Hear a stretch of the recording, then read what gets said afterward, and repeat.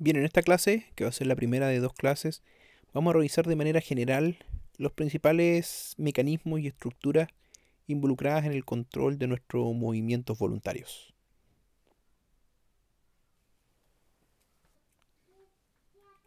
Para iniciar, y a modo de una frase que nos orienta a la importancia de nuestro sistema musculoesquelético y el sistema nervioso encargado de su control, una frase del neurofisiólogo inglés, ganador del premio Nobel, Sir Charles Scott Sherrington. Él en una de sus frases dice que mover cosas es todo lo que la humanidad puede hacer, y para ello el principal ejecutante es el músculo esquelético, ya sea para susurrar una sílaba o para poder talar todo un bosque, lo que nos permite entender y poder dimensionar la importancia de nuestros músculos esqueléticos, ya que cualquier tarea que implique nuestra locomoción está involucrado en nuestros músculos esqueléticos, así como también los mecanismos encargados de su control. Sabemos que el tremendo repertorio de movimientos que los seres humanos somos capaces de realizar, y por lo tanto con estos movimientos realizar acciones tan complejas como las que se están viendo en cada una de estas pequeñas animaciones, ¿ah? De estos videos, estos movimientos están basados simplemente en la actividad de 604 músculos esqueléticos que nosotros tenemos en nuestra anatomía y que están todos bajo el control de nuestro sistema nervioso central.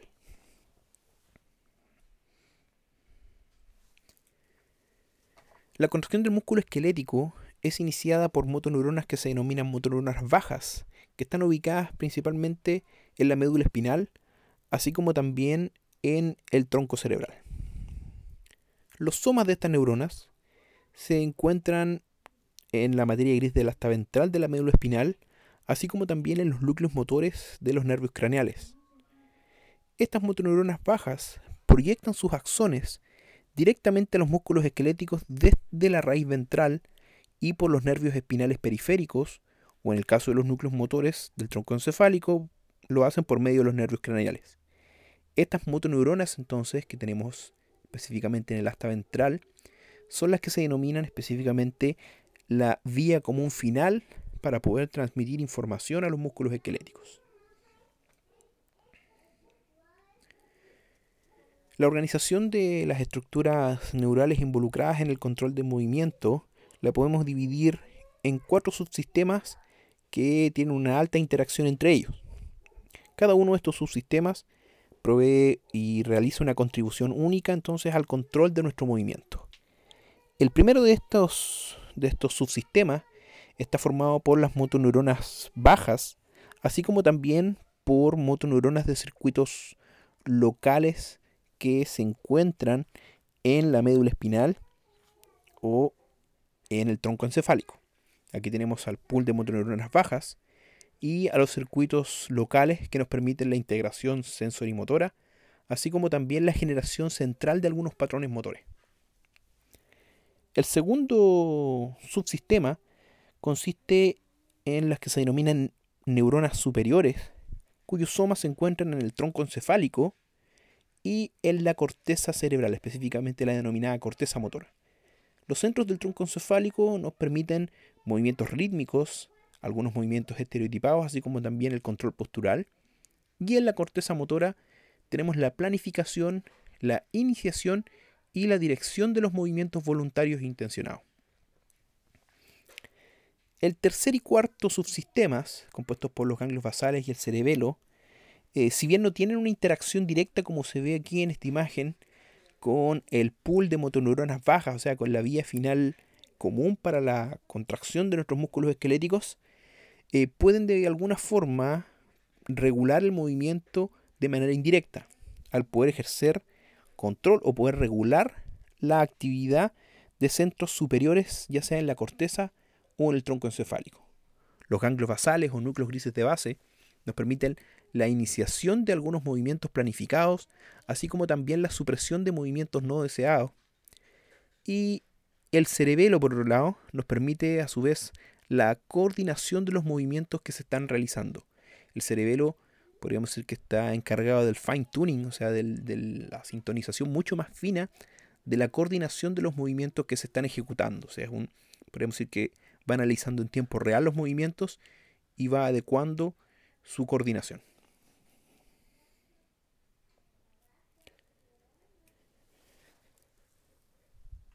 Cada motoneurona inerva fibras musculares que se encuentran dentro de un mismo músculo. A las motoneuronas que inervan un único músculo se les denomina pool de motoneuronas para dicho músculo. O sea, cada músculo tiene su propio pool de motoneuronas.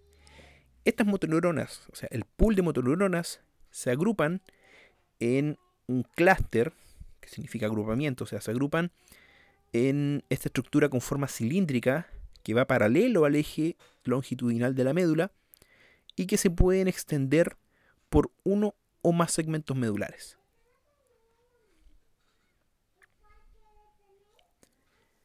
Del punto de vista de cómo están organizadas las motoneuronas a lo largo del asta ventral, específicamente el pool de motoneuronas bajas, existe una organización somatotópica, donde las neuronas encargadas de movimientos en la musculatura axial, quiere decir los movimientos, por ejemplo, de los músculos de los hombros, ¿no?, están ubicadas más a medial en el asta ventral de la médula, como lo vemos en la imagen, ¿no?, los músculos proximales. Las motoneuronas, sus somas, se encuentran más hacia la línea media, mientras que las neuronas que inervan los músculos de las manos o los dedos están ubicados más hacia lateral del asta ventral.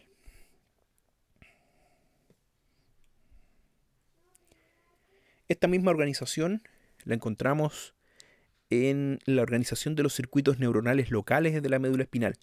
También los circuitos que se encuentran más hacia medial, en la línea media, se conectan con motoneuronas bajas en la región medial del asta ventral. Y estos tienen axones que se proyectan a lo largo de muchos segmentos medulares. Estos circuitos de la línea media, ¿ya? Estos circuitos de la línea media, como decíamos, se prolongan por varios circuitos. En algunas proyecciones se pueden extender de manera bastante importante entre segmentos cervicales y segmentos lumbares. O sea, pueden haber proyecciones que conecten segmentos cervicales con segmentos lumbares. Y esto permite la participación en la coordinación de movimientos rítmicos de las extremidades superiores e inferiores. Coordinación de movimientos que se ve de manera evidente en los movimientos de la marcha.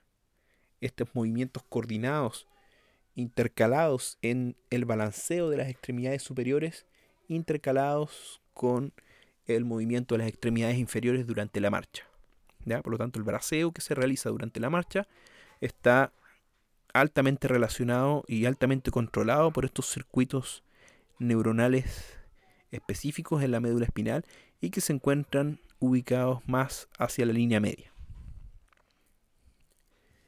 Existen incluso otros axones que se prolongan por toda la extensión de la médula y ayudan a mediar la postura corporal.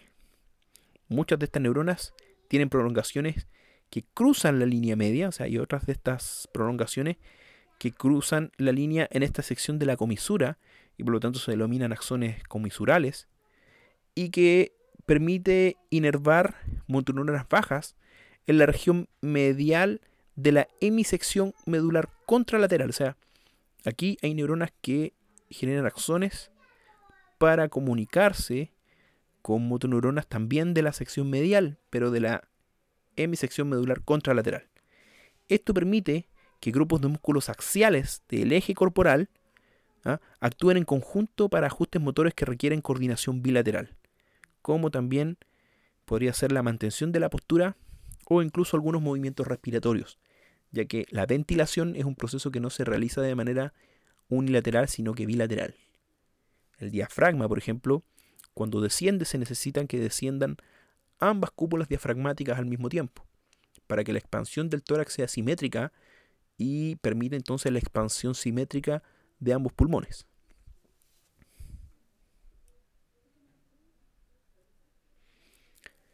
En contraste, y de manera similar a la organización de los pools de motoneuronas bajas, los circuitos medulares locales, también las neuronas de los circuitos locales de la región más lateral contienen axones que son mucho más cortos, que se extienden por una cantidad menor de segmentos, no más de 5 segmentos medulares, y son predominantemente ipsilaterales, no hacen conexión con la hemisección medular contralateral. Esto permite o proporciona el control más fino y diferenciado que se ejerce sobre los músculos distales de las extremidades de un lado.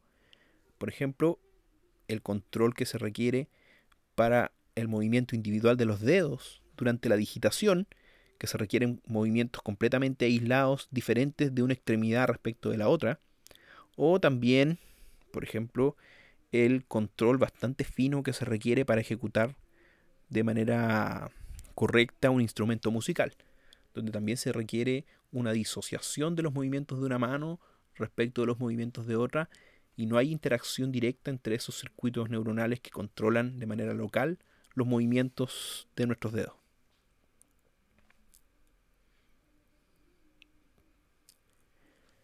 Existen dos tipos de motoneuronas bajas que se encuentran en el pool de motoneuronas del asta ventral. Entre ellas encontramos a las motoneuronas alfa, que inervan fibras del músculo esquelético, las que son las que generan la fuerza necesaria para la postura y el movimiento. Así como también tenemos las motoneuronas gamma, que están encargadas de inervar fibras musculares especializadas, que se denominan fibras intrafusales, dentro de esta estructura, de este receptor sensitivo denominado uso neuromuscular. ¿Ya? Y en conjunto con las terminaciones nerviosas sensitivas forman un receptor denominado, como dijimos, uso neuromuscular. La unidad motora, que como sabemos corresponde a la motoneurona del pool de motoneuronas bajas y además al grupo de fibras musculares esqueléticas que esta motoneurona controla o inerva. ¿Ya? Los axones motores sabemos que se ramifican y hacen sinapsis con múltiples fibras extrafusales. Estas fibras musculares inervadas por una única motoneurona se encuentran distribuidas en una superficie bastante amplia dentro del músculo. O sea, ¿qué quiere decir? Las fibras musculares inervadas por una única motoneurona no se encuentran todas cercanas entre sí.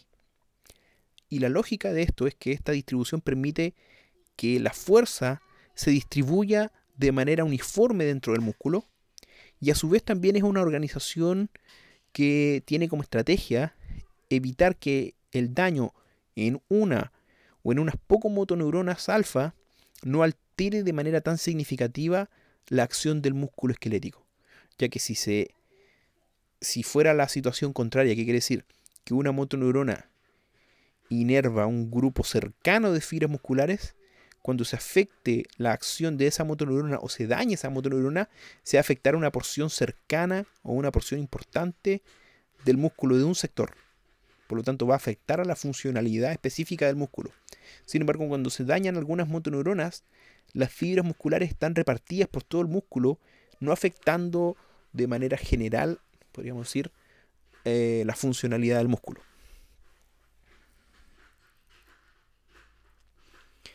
Tenemos dos tipos de unidades motoras y que están clasificadas principalmente por el tamaño de esta unidad.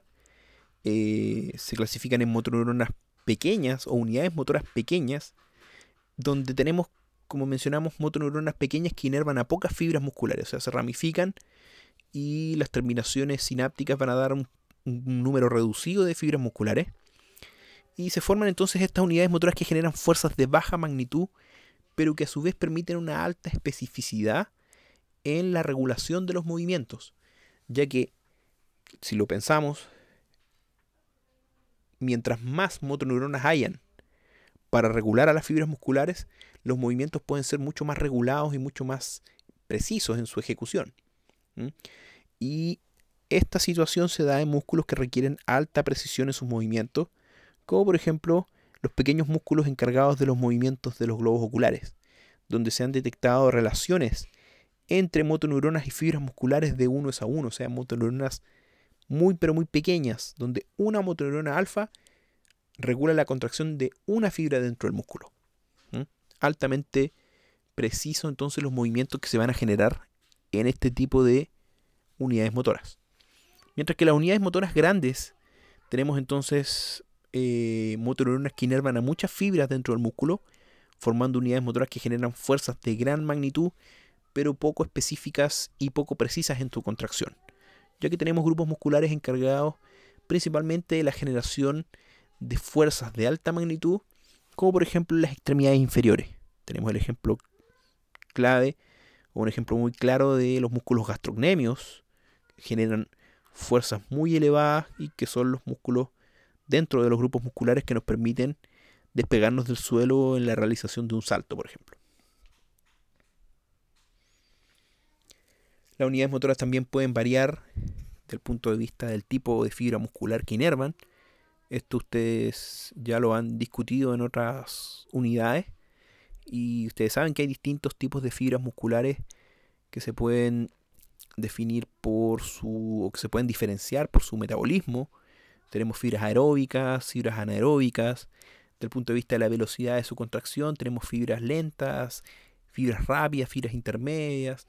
Desde el punto de vista de la resistencia a la fatiga, tenemos fibras fatigables, fibras de resistencia, resistentes a la fatiga, etcétera. Por lo tanto, las unidades motoras también pueden variar en función del tipo de fibra muscular que estas inervan. Y en esta gráfica se muestra la diferencia en la cantidad de fuerza generada, por ejemplo, por las fibras rápidas, que son las que generan las fuerzas mayores, y las fibras de contracción lenta, que son las que generan las fuerzas menores.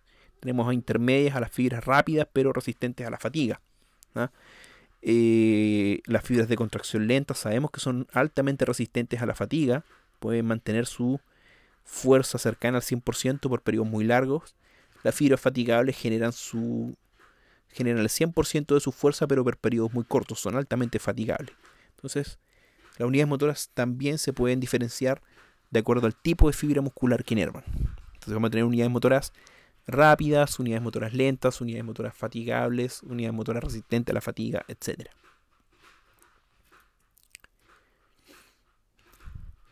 Desde el punto de vista de la regulación de la fuerza muscular, o sea, aumentar o disminuir la cantidad de unidades motoras, es una forma de regular la fuerza muscular. Es por eso que, como mencionamos, aumentar o disminuir la cantidad de unidades motoras activas en cualquier momento de la contracción muscular va a cambiar la cantidad de fuerza producida por el músculo. Incrementos progresivos en la tensión muscular pueden ser generados, por ejemplo, por un aumento progresivo en la actividad de los axones que proveen la entrada excitatoria al pool de motoneuronas bajas. Esta relación sistemática es la que se conoce como reclutamiento por el principio del tamaño. ¿Qué quiere decir? Las unidades motoras se van reclutando en función del tamaño. Primero se reclutan las unidades motoras más pequeñas, ya que en función del tamaño también está relacionado con los umbrales de excitación. Las unidades motoras pequeñas tienen umbrales de excitación más bajos y las unidades motoras de mayor tamaño, que generan más fuerza, tienen umbrales de excitación mucho más elevados. Por lo tanto, cuando se reclutan esas unidades motoras de más alto umbral, entonces estamos hablando de que se van a generar grandes cantidades de fuerza muscular.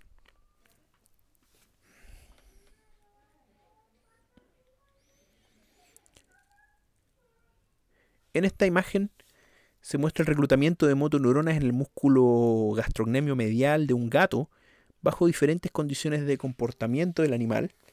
En esta gráfica vemos en el eje de la abscisa, el porcentaje del pool de motoneuronas reclutadas para el músculo gastrocnemio medial, y en el eje de la ordenada entonces tenemos el porcentaje de fuerza máxima generada. Seguimos acá para la primera actividad, que es el mantenerse de pie, stand. Reclutamos un porcentaje bastante bajo del pool de motoneuronas. Reclutamos solamente un porcentaje que no supera, o que supera por bastante poco, el 25% de todo el pool de esas motoneuronas ¿no es cierto?, de contracción lenta, que son altamente resistentes a la fatiga, solo para mantenerse de pie, y generando fuerzas muy bajas, o sea, fuerzas incluso menores al 10% de la fuerza total del músculo. Para caminar o incluso hasta correr, ya aumentamos el porcentaje de reclutamiento, reclutando ya a un poco más del 50% de estas fibras de contracción lenta, altamente resistentes a la fatiga, pero también comenzamos a reclutar a las fibras rápidas pero resistentes a la fatiga, esas fibras intermedias, denominadas de tipo 2A, que son fibras con un contenido de mioglobina intermedio, etcétera. Y ya para actividades como el gallop, que significaría un galope que es distinto a la carrera porque ya son zancadas más largas del animal, ya similares a un salto.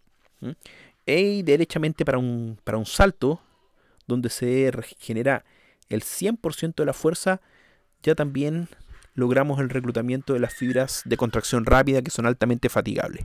O sea, para generar el 100% de la fuerza se necesita entonces el reclutamiento de todas las unidades motoras, desde las que tienen el más bajo umbral hasta las que tienen el umbral más elevado.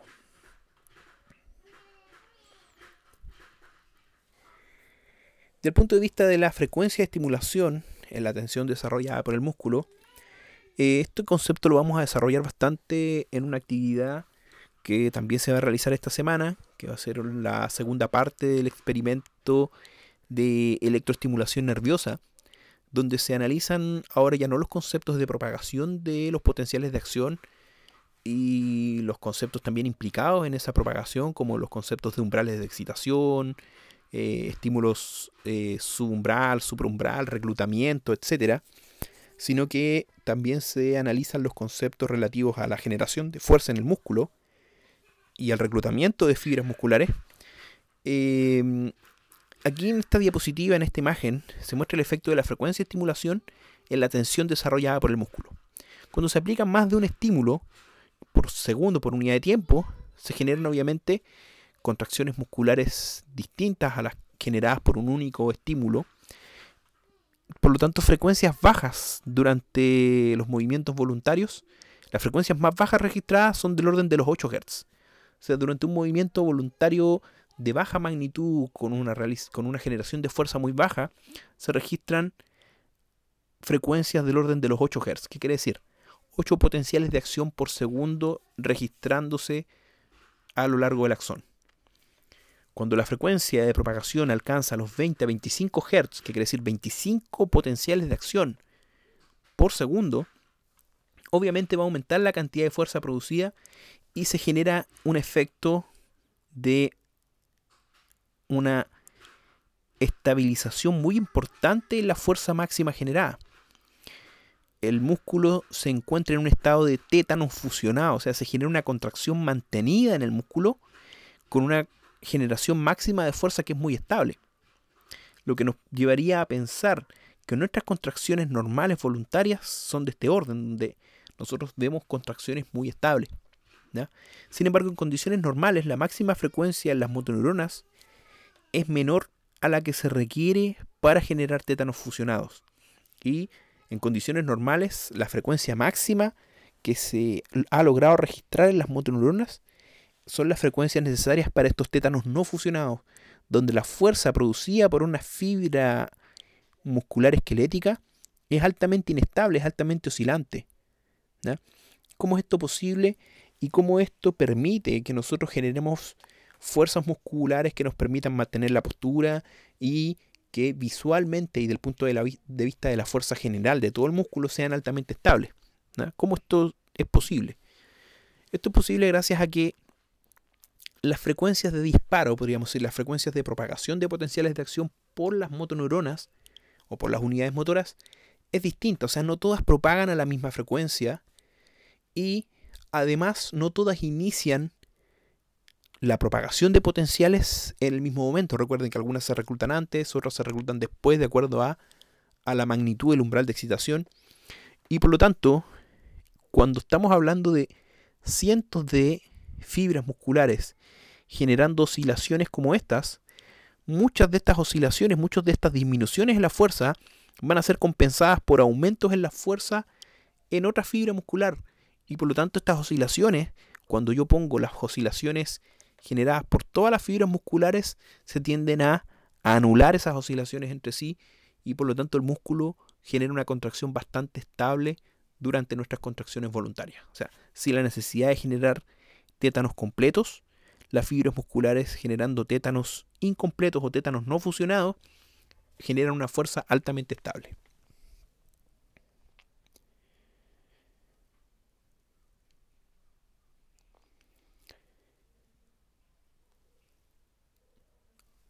Otro mecanismo muy importante para regular la fuerza, además del reclutamiento de unidades motoras por el principio del tamaño y además de la frecuencia de propagación de potenciales de acción a lo largo de las unidades motoras, otro mecanismo muy importante son los mecanismos de retroalimentación negativa que se generan para regular la fuerza muscular. Y de esos mecanismos de retroalimentación, dentro de esos mecanismos encontramos a estos mecanismos de actividad refleja, específicamente los que están involucrados con el músculo esquelético, como son el reflejo de estiramiento o reflejo miotático, así como también el reflejo de estiramiento inverso o reflejo miotático inverso.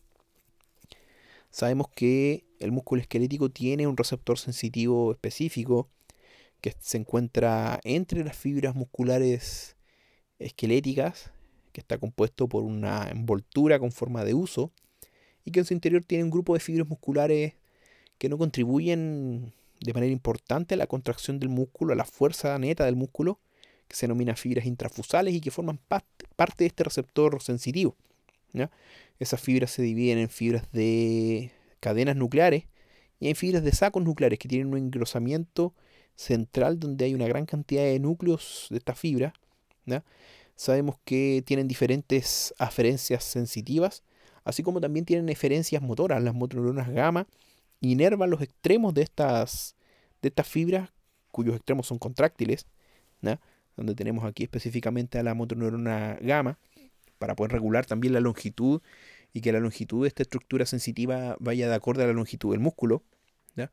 Sabemos que las fibras aferentes 1A responden de manera fásica a pequeños estiramientos generados en estas fibras en sacos nucleares de tipo dinámicas, ¿ya? Y estas fibras en sacos nucleares de tipo dinámicas son principalmente sensibles a la velocidad del estiramiento, los cambios rápidos en el estiramiento del músculo. Por otro lado, las fibras aferentes de tipo 2, que son estas que están aquí, en esta región más extrema, y que inervan, en realidad llevan la información de las fibras en sacos nucleares de tipo estáticas. Estas fibras indican el nivel de estiramiento sostenido de las fibras, disparando de manera tónica, o sea, potenciales más o menos a una misma frecuencia. Son muy poco sensibles a los estiramientos rápidos, tienen muy escasa sensibilidad dinámica. Tienen esta sensibilidad al estiramiento sostenido, o sea, cuando la longitud del músculo se hace estable, ellas sensan ese estiramiento estable. Por lo tanto, como el músculo siempre se encuentra con cierto grado de estiramiento, estas son las fibras que están encargadas de configurar el tono muscular mediante este reflejo de estiramiento.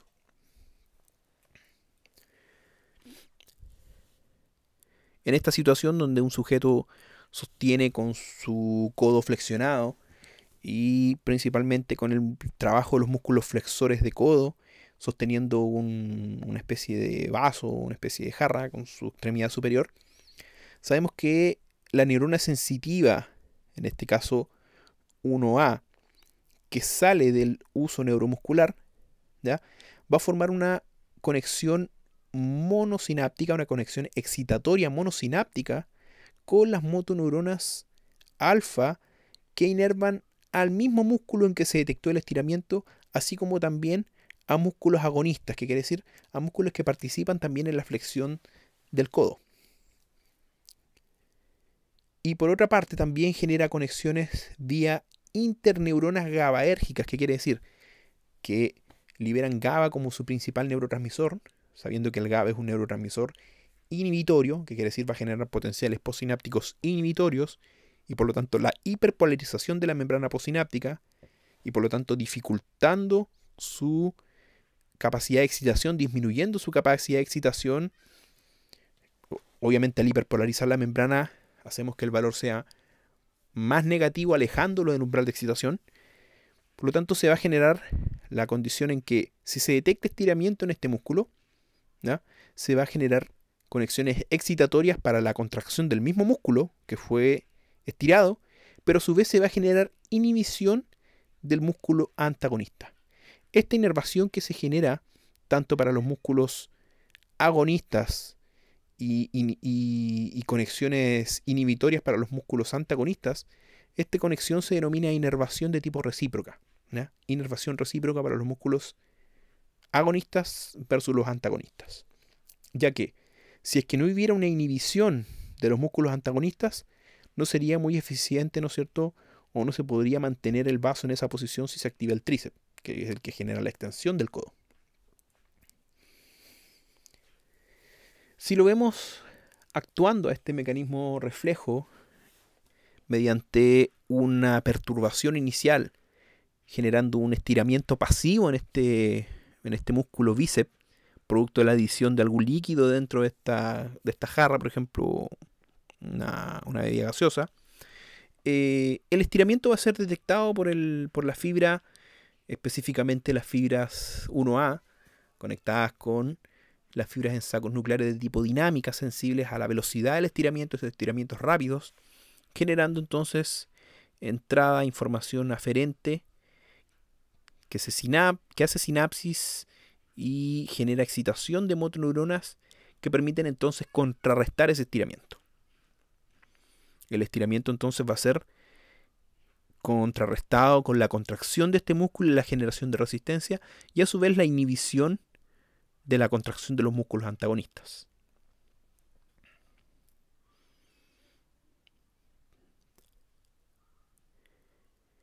El reflejo estiramiento entonces actúa como un sistema de feedback negativo. Aquí lo vemos, el mecanismo de feedback negativo. Tenemos la perturbación inicial, la adición de líquido al vaso. Eso va a generar un cambio en la longitud de la fibra muscular de nuestro músculo esquelético, específicamente en este caso el bíceps. Se van a estimular los receptores, específicamente los usos neuromusculares, se van a estirar y van a enviar información, una descarga aferente de los usos neuromusculares. Específicamente, si lo volvemos a analizar, serían las aferencias sensitivas 1A conectadas con las fibras de sacos nucleares de tipo dinámicas, que van a conectar y van a excitar motoneuronas alfa para generar contracción en las fibras del músculo en que fue iniciado el estiramiento. El músculo va a generar entonces contracción que genera la fuerza requerida para mantener el vaso en la posición.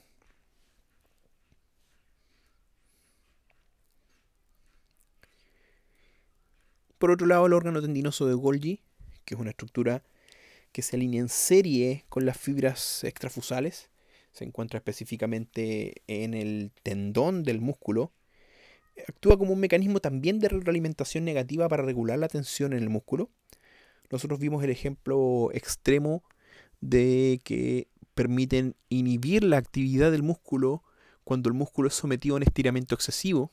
Eso es un ejemplo extremo que sirve como un mecanismo de protección ante un estiramiento excesivo y una contracción excesiva que podría llevar a una lesión en el músculo. Pero en contracciones normales, en contracciones submáximas como las que nosotros hacemos en nuestra vida cotidiana, también participan como un mecanismo de retroalimentación negativa para poder regular la actividad muscular. Aquí tenemos a nuestro órgano tendinoso de Golgi con su receptor y específicamente su terminación aferente de tipo 1B, que sale, ¿no es cierto?, e ingresa, como todas las terminaciones, como todas las aferencias sensitivas, por las astas dorsales, pero que realiza conexión por vía interneurona en ambos casos con neuronas principalmente inhibitorias que se contactan con las fibras del músculo que fue estirado, por lo tanto inhibe la contracción del músculo que está siendo estirado, pero a su vez permite la excitación y por lo tanto la contracción de los músculos antagonistas. O sea, sería contrario al reflejo de estiramiento, por eso se habla de un reflejo de estiramiento inverso. Este reflejo actúa en conjunto para regular que la fuerza generada por el reflejo de estiramiento, que su principal receptor es el uso neuromuscular, que esa fuerza sea excesiva. Nosotros tenemos que pensar que si bien nuestros movimientos planificados, nuestros movimientos intencionados, como sería, por ejemplo, el llevarnos este vaso con contenido hacia nuestro sistema digestivo, específicamente nuestra boca, el movimiento voluntario, la planificación del movimiento se hace en nuestra corteza, en nuestros núcleos grises de base, parte la información. Gran parte de la fuerza muscular se regula mediante estos dos mecanismos. El mecanismo que va regulando la contracción y el otro que va inhibiendo una contracción excesiva.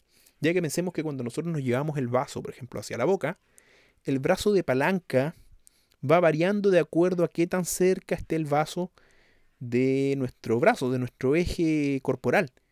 Por lo tanto, cuando el vaso se encuentra en la posición más lejana, es donde más fuerza se tiene que ejercer. Y es por lo tanto el mayor estiramiento que se genera, y por eso es que genera una mayor contracción del bíceps.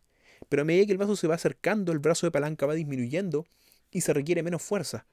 Por lo tanto, ahí viene el interplay, podríamos decir la interconexión entre estos dos sistemas de retroalimentación negativa. Uno que regula el estiramiento y lo contrarresta con una contracción, y el otro que regula un estiramiento excesivo o una contracción excesiva, inhibiendo la acción muscular. Entre ellos dos pueden regular entonces la fuerza de nuestra contracción, además de los otros dos mecanismos ya propuestos, que son el reclutamiento por el principio del tamaño, así como también la forma en que, ¿no es cierto?, la frecuencia puede afectar el grado de contracción muscular. Esta sería la primera parte de esta clase, que involucra los mecanismos de regulación de nuestro movimiento.